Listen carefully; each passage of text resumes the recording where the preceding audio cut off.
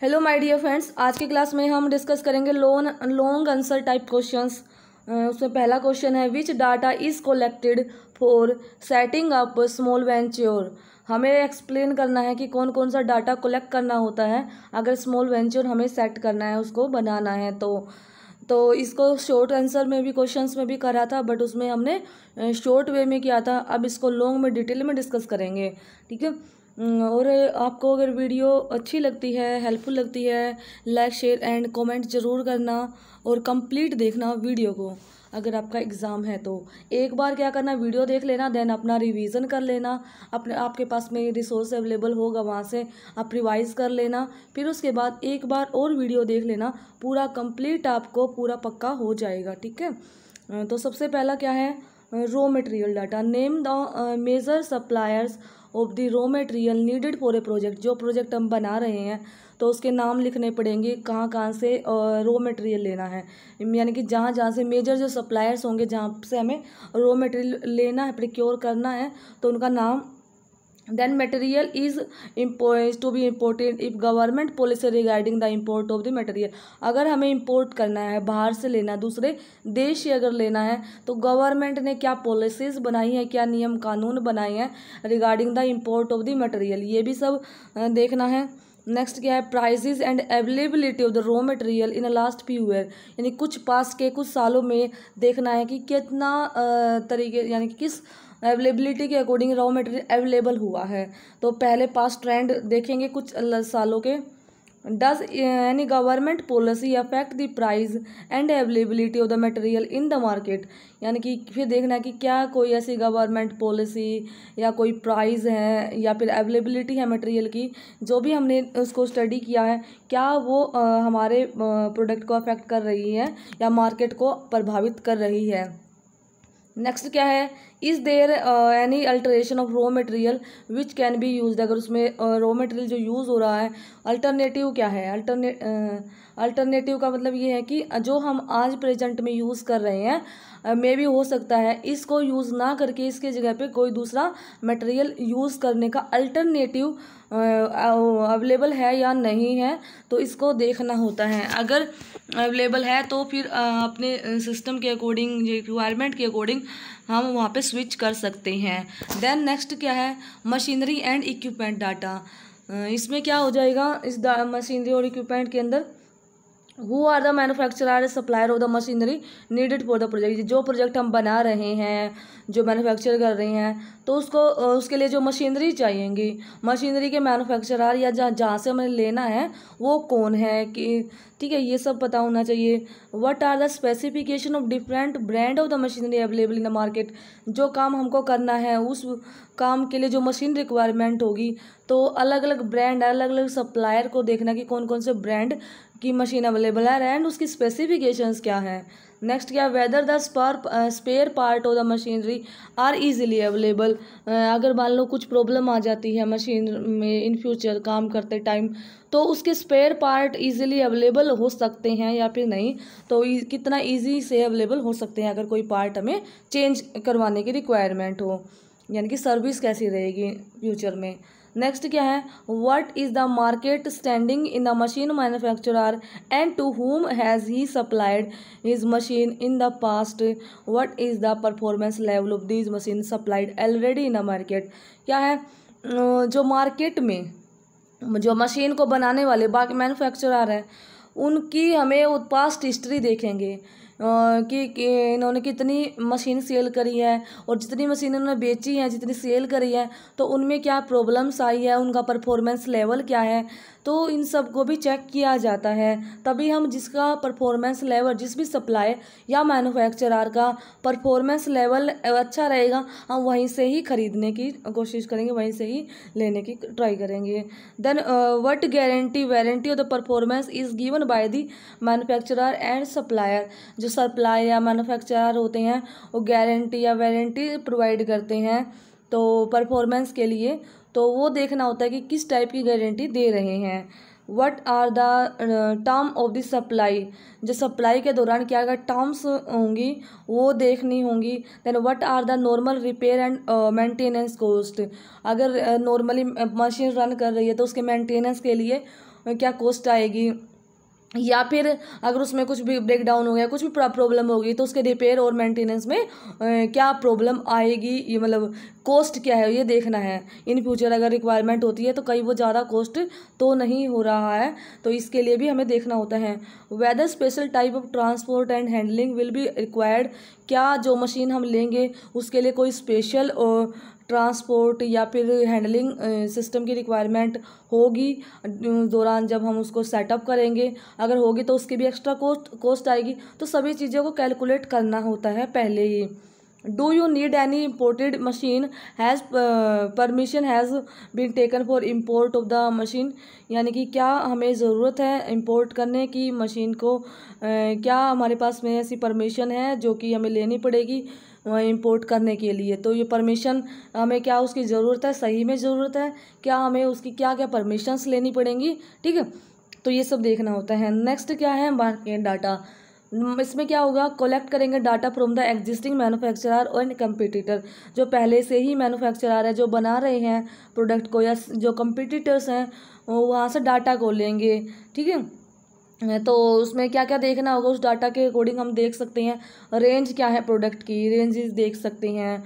Installed and utilize capacity of their unit, यानी कि जो इंस्टॉल्ड और यूटिलाइज कैपेसिटी है यूनिट्स की देख सकते हैं कि कितनी जो उन्होंने लगा रखा है, कितनी कैपेसिटी है, कि किस तरीके से उन्होंने सेटअप कर रखा है। प्राइस क्या है उनके प्रोडक्ट का, दे टर्म्स ऑफ द बिजनेस, वो उनका जो काम करने का बिजनेस है, जो बिजनेस है उसकी क्या क्या टर्म्स हैं। Their plans for expansion diversification if any, अगर वो जो भी कंपटीटर है उनका देखेंगे कि कितना वो एक्सपेंड करना चाह रहे हैं। अगर वो एक्सपेंड करना चाहेंगे तो इसका मतलब क्या है, इन फ्यूचर डिमांड है और ज़्यादा, तो हम उसको कर सकते हैं। डाइवर्टिफिकेशन, अगर उसमें कुछ चेंजेस लाना है, जो भी कुछ है, तो ये सब देखना होता है। उसके प्लान क्या है, उनके specific problem of the propose industry, अगर मान लो जो इंडस्ट्री है, जो मैन्युफैक्चरर है ऑलरेडी, अगर उस पर कुछ प्रॉब्लम है, जो स्पेसिफिक प्रॉब्लम है उसको देखना। फिर उसके बाद collect the data from the trader supplier of the propose product, यानी कि फिर उसके बाद जो भी सप्लायर या ट्रेडर्स होते हैं उस पर्टिकुलर प्रोडक्ट के लिए वहाँ से कुछ डाटा लेते हैं। एक तो लेते हैं existing trader of the propose product, यानी कि जो अभी एग्जिस्ट में ट्रेडर्स हैं इस प्रोडक्ट के लिए। Their terms of the business and commission, यानी कि उसकी टर्म्स क्या है और कमीशंस क्या है। Are they dealing in other product also, क्या दूसरे प्रोडक्ट में भी वो डील करते हैं। Market area and annual turnover of the supplier, जो सप्लायर है उनका एरिया कितना कितना एरिया कैप्चर किया हुआ है, एंड एनुअली टर्नओवर क्या है। Next, find out whether the trader would like to trade with you, what terms of the business they expect, क्या ट्रेडर्स हमारे साथ में ट्रेड करना चाहेंगे और क्या टर्म्स हैं बिजनेस की वो की जो कि वो मानते हैं, जो कि वो उम्मीद रखते हैं, एक्सपेक्टेशन रखते हैं। नेक्स्ट क्या है, select the following data regarding the consumers, then consumer से रिलेटेड डाटा को कलेक्ट करेंगे। तो वो डाटा कौन कौन सा है, what is the requirement of the average consumer, average on average जो कस्टमर की रिक्वायरमेंट देखनी होती है, क्या रिक्वायरमेंट है। What are the percentage source of the supply, what are the present source of the supply, present में कहाँ से वो सप्लाई हो रही है, उस डिमांड की एवरेज डिमांड को कहाँ से पूरा किया जा रहा है। Weather he satisfied with the present product, क्या जो कंज्यूमर है वो जो प्रेजेंट में उसको अवेलेबल है, क्या उससे वो सेटिस्फाइड है या उसको कुछ चेंजेस चाहिए, इन फ्यूचर उसमें अपग्रेडेशन चाहिए। Whether are the preference of the customer in a case of your product, यानी कि जो कस्टमर्स हैं वो क्या प्रेफरेंस देते हैं अगर हमारे प्रोडक्ट की बात आएगी, तो किस चीज़ को वो प्रेफर करेंगे लेना। नेक्स्ट क्या है, what are the purchasing criteria and how much purchasing power does the consumer hold for the product in a consideration, यानी कि परचेजिंग क्राइटेरिया क्या है, देन कितना परचेजिंग पावर है कंज्यूमर की, उसके अकॉर्डिंग भी प्रोडक्ट कंसिडरेशन में लिया जा सकता है। ये जो क्राइटेरिया है परचेजिंग पावर, इनकम से डिसाइड होती है। जो कंज्यूमर हैं, जो कस्टमर्स हैं, उनका लिविंग स्टैंडर्ड क्या है, उनकी इनकम क्या है, कितनी उनकी कैपेसिटी है बाय करने की प्रोडक्ट को, देन उसके अकॉर्डिंग लेते हैं। Yes, next, what are the purchasing criteria and how much purchasing power does the consumer hold for product in a consideration?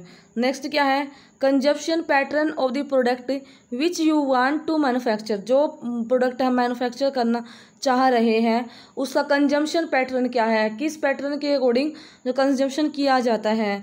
Any expected change in a consumption pattern, क्या जो consumption है consumer का वो pattern क्या वो change हो सकता है, तो ये भी देखना होता है एक्सपेक्टेड चेंज कितना हो सकता है। Then in the consumption of the product is uniform throughout the year, क्या जो कंजप्शन है प्रोडक्ट का क्या वो यूनिफॉर्म है एक साल के दौरान पर एक पर्टिकुलर ईयर के दौरान, तो देखना होता है। फिर आती है फाइनेंशियल डाटा, इसमें क्या है, approximate financial requirement of the propose unit, जो यूनिट हम लगा रहे हैं जो सेटअप लगा रहे हैं तो उसकी क्या कितनी रिक्वायरमेंट है, अप्रोक्सीमेट कितना खर्चा उसमें आ जाएगा। नेक्स्ट क्या है, prevailing rate of interest on term loan and working capital loan offered at different financial institution, यानी कि क्या रेट ऑफ इंटरेस्ट हमें पे करना पड़ेगा अगर हम लोन्स लें, यानी कि लोन अगर लें या तो हमारी वर्किंग कैपिटल लोन या फिर फाइनेंशियल जो भी वर्क इंस्टीट्यूशंस हैं अलग अलग वहाँ से हम कितना लोन लेंगे, कितना लोन की रिक्वायरमेंट है, देन किस इंटरेस्ट पे किस ब्याज पे वो मिल रहा है। Next, financial incentive available in a present case, क्या जो अगर हमारा प्रेजेंट जो सिचुएशन है उसके अकॉर्डिंग इंसेंटिव क्या मिलेगा, फाइनेंस के अकॉर्डिंग देखना होगा। फाइनेंसिंग पैटर्न, जो इंस्टीट्यूशंस हैं जहाँ से हम लोन ले रहे हैं वो किस इंस्टॉलमेंट में कैसे हमारे को पैसा लगाएंगी, उनका पैटर्न क्या है। Then source of term loan and working capital loan, यानी कि term loan and working capital loan है वहाँ का सोर्स क्या है, ये सब देखना होता है। फिर आते हैं पर्सनल डाटा, पर्सनल डाटा में total man power needed for purpose unit, यानी कि पर्टिकुलर जो काम हम कर रहे हैं जो सेटअप लगा रहे हैं तो उसके लिए मैन अप्रोक्सीमेटली कितना मैन पावर की रिक्वायरमेंट ज़रूरत हो सकती है, तो वो देखना होता है। Category wise requirement of the man power and their qualification and skill required, यानी कि कैटेगरी वाइज रिक्वायरमेंट देखेंगे कि मैन पावर की कितनी है और किन की क्या क्वालिफिकेशन चाहिए और उसकी क्या स्किल चाहिए, किस टाइप की स्किल के मैन पावर से काम हो जाएगा। Are they personnel are like engineer technical personnel supervisor easily available as per the requirement of the proposed product, यानी कि जो हम काम कर रहे हैं उसके लिए जो भी इंजीनियर की रिक्वायरमेंट होगी, टेक्निकल पर्सनल की रिक्वायरमेंट होगी, सुपरवाइज़र की रिक्वायरमेंट होगी, तो क्या वो इजीली अवेलेबल हो जाएंगे वो भी देखना होता है। What are the prevailing wage and salary of the salary rate, यानी कि जो हम देंगे जो भी इंजीनियर टेक्निकल या पर्सन या सुपरवाइज़र जो भी हमारे यहाँ पे काम करेगा उसके लिए वेजेस एंड सैलरी देखनी होती हैं। फिर आता है जर्नल डाटा, जर्नल डाटा में देखते हैं is there is a possibility of getting a shed और रेंट इन इंडस्ट्रियल स्टेट, क्या होता है इंडस्ट्रियल जो स्टेट होते हैं जो पर्टिकुलर एरिया होता है वहाँ पे हमें देखते हैं कि क्या वही पर्टिकुलर चीज़ें इन शेड मिल जाएंगी या रेंट पे मिल जाएंगी, तो ये भी देखना उसकी कितनी पॉसिबिलिटीज़ हैं एंड उनके रेंट वगैरह क्या है कितना उस पर खर्चा आ जाएगा, फिर उसको कंपेयर करना होता है एक दूसरे के साथ में। Then possibility of acquiring and industrial plot in area identify for the project and cost of the same, यानी कि पॉसिबिलिटी देखनी है कि कितना एरिया का प्लॉट हमें रिक्वायरमेंट है, देन उसको एरिया को आइडेंटिफाई करना है कि प्रोजेक्ट की कॉस्ट के साथ क्या वो मैच करेगा या फिर नहीं करेगा, देखना होता है, पॉसिबिलिटीज़ उसकी देखनी होती हैं। फिर आता है electric power supply position in area identify for the project propose project, यानी कि जो प्रोजेक्ट है उसके लिए पावर सप्लाई के क्या क्या पोजीशन है, किस तरीके से पावर सप्लाई हो रही है उस पर्टिकुलर एरिया के अंदर पावर सप्लाई को देखना है। बिकॉज पावर सप्लाई किसी भी मैन्युफैक्चरिंग इंडस्ट्री की एक लाइफ लाइन होती है, उसके बिना गया कैसे मशीन्स चलेंगी, काम नहीं हो पाएगा, तो इस तरीके से इलेक्ट्रिक पावर सप्लाई की पोजीशन को भी चेक करना होता है। तो ये तो डाटा, जो बाकी के क्वेश्चंस है वो नेक्स्ट वीडियो में डिस्कस कर लेंगे ताकि वीडियो बड़ा हो जाता है तो इसलिए आपको भी इजी रहे। और मिलेंगे एक और वीडियो के साथ में। अगर आपको अच्छा लगता है लाइक शेयर एंड सब्सक्राइब ज़रूर करना। Have a nice day.